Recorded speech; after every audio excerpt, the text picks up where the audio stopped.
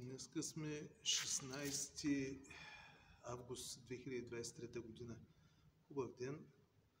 Ходих там на едно скришно място. Няма да кажа къде съм ходил, но го харесвам това място. И се ловиха такива платички се ловиха. Кило и половина няколко хванах такива.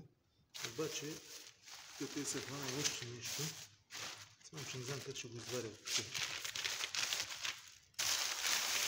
Дали ще мога да го изваря. Да го видим където е нещо. Ето го.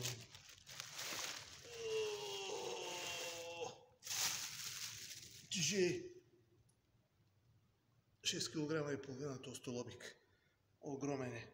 Мале, че ми не тежа ръката. Тежи, бе. Тежи. Че да го ставим пак на чантите.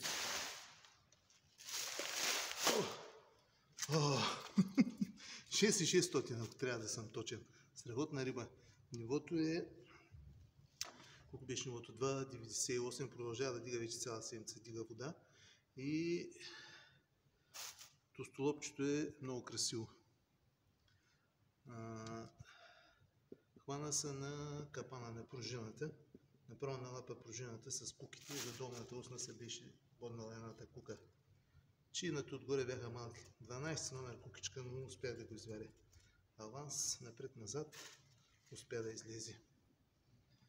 Но много хубава рибка, страхотна е.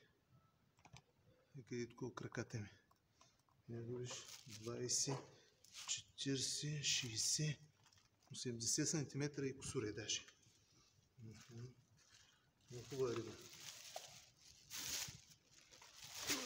Не мога да го дигна, бе. Гледайте страхотната рибка.